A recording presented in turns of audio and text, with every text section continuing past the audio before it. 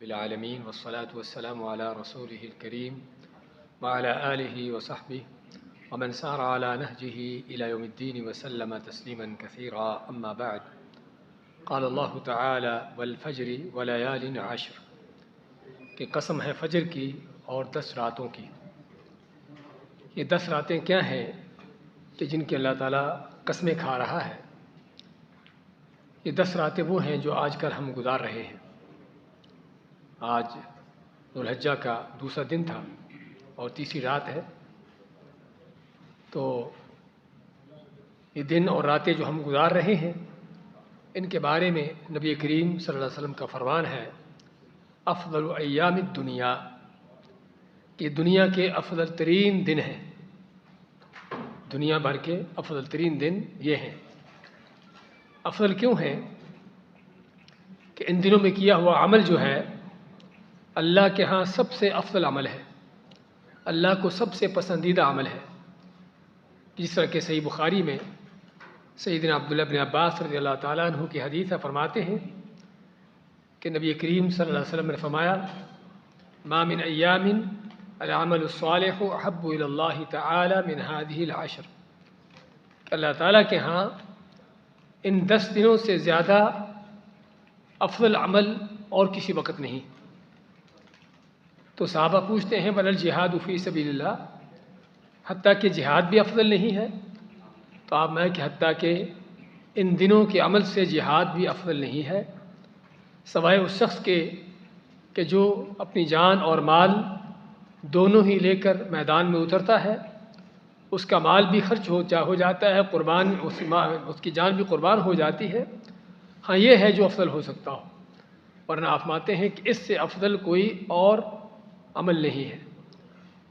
اور ہم صرف اسی حدیث پر غور کر لیں کہ جہاد کا عمل کتنا مشکل ہے، کہ جس میں آدمی کو دنیا کی ہر چیز چھوڑنا پڑتی ہے، اپنی جان بھی دو پہ لگانا پڑتی ہے، ایسے میدانوں میں اترنا ہے کہ جہاں پر چاروں طرف خطرات ہی خطرات ہیں، موت کے پہرے ہیں، لیکن اللہ تعالی ہم کو اپنے گھروں میں بیٹھے ہوئے نہ کوئی قربانی دیے، نہ کوئی مال کی، نہ کوئی جان کی، امن و سکون کے اندر رہتے ہوئے، اپنے اہل و عیال کے ساتھ رہتے ہوئے ہم کو آسان قسم کی نیکیاں کرنے پر ہی اتنا اجر دے دے، بلکہ اس سے زیادہ اجر دے دے جو جہاد کا ہے۔ بھائی اس سے بھی بڑھ کر اور کوئی موقع مل سکتا ہے اور کوئی چانس ہو سکتا ہے، لیکن حالات آپ کے سامنے ہیں۔ ہم مسجدوں کے حال دیکھتے ہیں کہ وہی نمازی کہ جو ذو الحجہ کے پچھلے ہفتے ہم کو نظر آتے تھے وہ اس ہفتے نظر آ رہے ہیں۔ یعنی ان دنوں میں خاص کوئی تبدیلی ماحول معاشرے کے اندر، مسجدوں کے اندر، لوگوں کے اندر کسی طرح کی کوئی تبدیلی نظر نہیں آ رہی۔ اس کے پیچھے دو میں سے ایک بڑی وجہ ہے، یا تو دین سے بے رغبتی، کہ کتنے بھی فضیلتیں کیوں نہ آ جائے ہمیں کوئی پرواہ نہیں، ہمیں کوئی ضرورت ہی نہیں، دین سے بے رغبتی کا انداز ہے، یا پھر پتہ ہی نہیں کہ ہم کون سے دن گزار رہے ہیں۔ ورنہ یقین کرے بھائیو، اگر دنیا کے حوالے سے کوئی ہمیں اس طرح کی آفر مل رہی ہو، دنیا کے حوالے سے ہمیں کوئی اس طرح کی آفر مل رہی ہو کہ آپ کو 10 دن کی کوئی ڈیوٹی ملے، کہ 10 دن آپ نے ڈیوٹی کرنی کتنی بھی مشکل کیوں نہ ہو، لیکن آپ کو ان 10 دنوں کا 1,00,000 دینار مل جائے گا، کیا خیال ہے؟ کسی کو نیند آئے گی؟ کسی کو کھانے پینے کی فکر ہوگی؟ کسی کو اور کوئی چیزوں کی ادھر ادھر دیکھنے کا اس کے پاس چانس ہوگا؟ سوال ہی پیدا نہیں ہوتا کہ صرف 10 دن ان کا 1,00,000 دینار مل رہا ہو، یعنی ہر روز کا 10,000 دینار ہم کو مل جائے، کہ جو آدمی سال بھر بھی شاید نہ کما سکتا ہو، تو نیندیں اڑ جائیں گی، دنیا کی ہر چیز ہم سے چھوٹ چھاٹ جائے گی کہ چلو یہ کما لیں۔ لیکن اور وہ بھی لوگوں کی طرف سے یہ آفریں ہوتی ہیں کہ جہاں سے کبھی کچھ ملتا ہے اور کبھی نہیں بھی ملتا، بہت سے حالات میں دھوکے فراڈ بھی ہوتے ہیں، لیکن رب کائنات کی طرف سے آفریں ملتی ہوں، اور اس رب کی طرف سے کہ جس سے بڑھ کر کوئی سچا نہیں ہے، لیکن ہماری بے رغبتی کا یہ حال اور اس قدر یعنی کہ دین سے یعنی کہ دوری، دین سے بیزاری۔ تو خیر بات کر رہے تھے کہ ضرورت ہے ہمیں خود بھی ان دنوں کی قدر و قیمت کو جاننے کی، ان دنوں کی عظمتوں کو پہچاننے کی، اور لوگوں کو بھی اس پر تنبیہ کرنے کی۔ یہاں پر بعض اوقات سوال پیدا ہوتا ہے کہ ان دنوں کی اتنی فضیلت کیوں ہے؟ اس پر علامہ ابن حجر رحمۃ اللہ علیہ جواب دیتے ہیں کہ یہ وہ دن ہے کہ جس میں ہر طرح کی تمام عبادتیں جمع ہو جاتی ہیں۔ پورے سال میں یہ عبادتیں جو ان دنوں میں جمع ہوتی، پورے سال میں کسی اور وقت جمع نہیں ہو سکتی۔ نمازیں پڑھتے ہیں، ہم روزے بھی رکھ سکتے ہیں، نمازیں پڑھنے کے ساتھ ساتھ صدقہ خیرات بھی دے سکتے ہیں، لیکن بعض وہ عبادتیں ہیں کہ جو ان دنوں کی خاص ہیں۔ ایک تو قربانی کی عبادت ہے کہ جو اسی وقت ہوتی ہے، یعنی عید کے دن 10 ذو الحجہ کو اور اس کے بعد کے دنوں میں، اور دوسری حج کی عبادت۔ یہ دو عبادتیں خاص طور پر ایسی ہیں کہ جو صرف انہی دنوں میں آتی ہیں، کسی اور وقت میں نہیں آ سکتی۔ تو اس لیے ایک بڑی وجہ ہے ان دنوں کے اتنے افضل ہونے کی، ان دنوں کی اتنی فضیلت ہونے کی۔ ہمیں اس میں کرنا کیا ہے؟ ایک تو تکبیریں ہیں جو بلند آواز سے ہم کو کہنا چاہیے، اور میں چاہتا ہوں کہ ہم اس سنت کو زندہ کرنے کی کوشش کریں، کیونکہ ابھی تک مجھے کسی گلی بازار سے تکبیروں کی آواز نہیں آئی، پچھلے سالوں میں بھی، اور ابھی 2 دن گزر گئے ہیں، کہیں سے مجھے کسی گلی بازار سے آواز نہیں آئی۔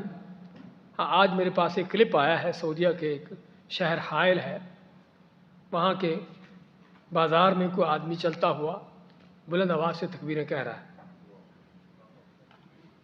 ورنہ یعنی کہ وہ تو ایک ویڈیو دیکھ لی، لیکن چلتا پھرتا کوئی آدمی ہمارے آنکھوں کے سامنے نظر آئے، وہ ایسا کوئی نظر نہیں آیا۔ ہم چاہتے ہیں اس سنت کو زندہ کریں۔ آپ صلی اللہ علیہ وسلم کے زمانے میں، صحابہ کرام کے دور میں، خصوصاً حضرت ابو ہریرہ رضی اللہ تعالیٰ عنہ، سیدنا عبداللہ بن عمر رضی اللہ تعالیٰ عنہ بازاروں میں نکلتے اور اونچی اونچی آواز سے تکبیریں کہتے۔ ان کی تکبیریں سن کر لوگ گھروں میں تکبیریں کہنا شروع کرتے، اور پورا مدینہ کی گلیاں جو ہیں وہ تکبیروں کی آوازوں سے گونج رہی ہوتی تھی۔ اسی طرح حج کے دنوں میں مینا میں، کیونکہ تکبیریں 13 ذو الحج تک باقی ہیں، جاری ہیں، تو مینا میں بھی عبداللہ بن عمر رضی اللہ تعالیٰ یہی کرتے کہ اپنے خیمے میں بیٹھے ہوئے بلند آواز سے تکبیریں کہتے، آس پاس کے خیموں والے بھی ان کی آوازیں سن کر تکبیریں کہنا شروع کرتے۔ پورا مینا، اس کی وادیاں جو ہیں وہ تکبیروں کی آوازوں سے گونج رہی ہوتی تھی۔ تو یہ تھا وہ منظر جو ہمیں ملتا ہے صحابہ کرام کی، ان کی زندگیوں کا۔ تو ضرورت ہم کو بھی ہم اس سنت کو زندہ کریں، چاہے لوگ اس کو عجیب سمجھیں بھی۔ ہم ممکن ہے کہ آپ بلند آواز سے تکبیر کہہ رہے ہوں تو لوگ آپ کو ایک عجیب نگاہوں سے دیکھیں کہ یہ کیا ہے۔ اب لوگوں کو دیکھنے دیں، ہمیں لوگوں کو نہیں دکھانا، لوگوں کو نہیں دیکھنا کہ لوگ کیا کہتے کرتے ہیں، ہمیں رب العالمین کو دکھانا ہے کہ اس کا حکم کیا ہے۔ تو ان دنوں میں زیادہ سے زیادہ تکبیریں کہیں اونچی آواز سے، اللہ اکبر اللہ اکبر لا الہ الا اللہ واللہ اکبر اللہ اکبر وللہ الحمد۔ جب بھی دیکھیں کہ آپ کے پاس کوئی کام نہیں ہے، فارغ ہیں، ہاں تکبیریں کہنا شروع کر دیں، گھر میں ہیں، بازار میں ہیں، دکان میں ہیں، کہیں پر بھی ہیں۔ اسی طرح نبی اکرم صلی اللہ علیہ وسلم کی سنت ہے کہ آپ یکم ذو الحج سے لے کر 9 ذو الحج کے 9 دن کے روزے رکھتے تھے۔ آپ صلی اللہ علیہ وسلم کی زوجہ مطہرہ فرماتی ہیں کہ آپ ان 9 دنوں کے روزے رکھتے ہیں، اور خاص طور پر عرفات کے دن کا روزہ، کہ جس ایک روزے کے بارے میں آپ فرماتے ہیں کہ مجھے امید ہے کہ اللہ تعالیٰ اس روزے سے ایک سابقہ گزرے ہوئے سال اور ایک آنے والے 2 سال کے گناہوں کو معاف کر دے۔ صرف اسی مثال کو ہم دیکھ لیں، یعنی اجر کتنا بڑا ہے ان اعمال کا، باقی کو تو پتہ نہیں بتایا، ہم کو نہیں بتایا، صرف اس کا بتایا ہے کہ کتنا اجر ہے۔ اسی سے ہم اندازہ لگا سکتے ہیں کہ ان دنوں کے اعمال کا اجر کتنا بڑا ہے، کہ چند گھنٹے کا ایک دن کا روزہ، اس سے 2 سال کے گناہ معاف ہو رہے ہیں۔ اور اسی طرح ہر وہ عمل جو نیکی کا ہو سکتا ہو، فرض نمازوں کے حوالے سے اہتمام ہو، اور اسی طرح سنتوں کا، پہلے کی سنتے ہوں، بعد کی سنتے ہوں، ان کو پڑھنے کا اہتمام ہو، فرضوں کے علاوہ، سنتوں کے علاوہ نفل جتنے پڑھ سکتے ہوں، یعنی کوشش کرے کہ آپ کا ان دنوں کا کوئی لمحہ جو ہے وہ ضائع نہ ہو، کوئی وقت 1 سیکنڈ بھی آپ کا خالی نہ گزرے، اس بات کی کوشش ہو۔ اور یہی طریقہ کار تھا اللہ تعالیٰ کے نیک بندوں کا۔ سعید بن جبیر رضی اللہ تعالیٰ عنہ جلیل القدر تابعی ہیں، ان کے متعلق آتا ہے کہ ان دنوں میں عبادت پر اتنی محنت کرتے، اتنا اپنے آپ کو کھپا دیتے کہ دیکھنے والا دیکھتا کہ شاید آدمی ہلاک ہو جائے گا۔ یعنی آدمی کو جس طرح کہتے ہیں کہ اپنی آخری ایڑی چوٹی کا زور لگا دیا، اور واقعی چند دن ہے، اب دیکھیں 2 دن گزر بھی گئے، باقی 7 دن رہ گئے، 8 دن باقی ہیں صرف، اگر عید کا دن بھی ملا لیں باقی 8 دن باقی ہیں صرف، 2 دن کیسے تیزی کے ساتھ گزرے، ایسے ہی 8 دن گزر جائیں گے، اور ایسے ہی ہمارے پچھلے سال بھی آتے رہے، دن گزر جاتے رہے۔ تو خوش قسمت وہ ہے کہ جو واقعی ان دنوں کی فضیلتوں کو پا لیتا ہے۔ تو بات کر رہے تھے کہ ہمیں کوشش کرنا چاہیے کہ اس میں جو نیکی ہو سکتی ہو، صدقہ خیرات ہو، قرآن کی تلاوت ہو، دعا ہو، ذکر ہو، تکبیریں ہو، کچھ بھی کر سکتے ہیں، کوئی لمحہ ہمارا ضائع نہ ہونے پائے۔ کوشش کریں کہ قرآن اگر ڈیلی ختم نہیں کر سکتے تو ہر دوسرے تیسرے دن، مشکل نہیں ہے، اللہ کے نیک بندے کرتے ہیں۔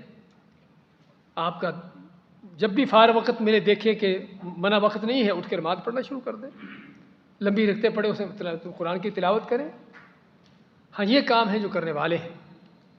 تو بھائیوں یہ دن بڑے عظیم دن ہیں، ان کی عظمتوں کو ہمیں پہچاننا چاہیے، جاننا چاہیے، اور خاص طور عرفات کے دن کا روزہ اس کا خود بھی اہتمام کرے۔ ویسے تو جس طرح بتایا کہ 9 دن کے روزے رکھنے کی کوشش کریں، کیونکہ نفلی روزوں میں پورے سال میں اتنا اجر کہیں نہیں ملے گا جو آپ کو ان روزوں کا ملے گا۔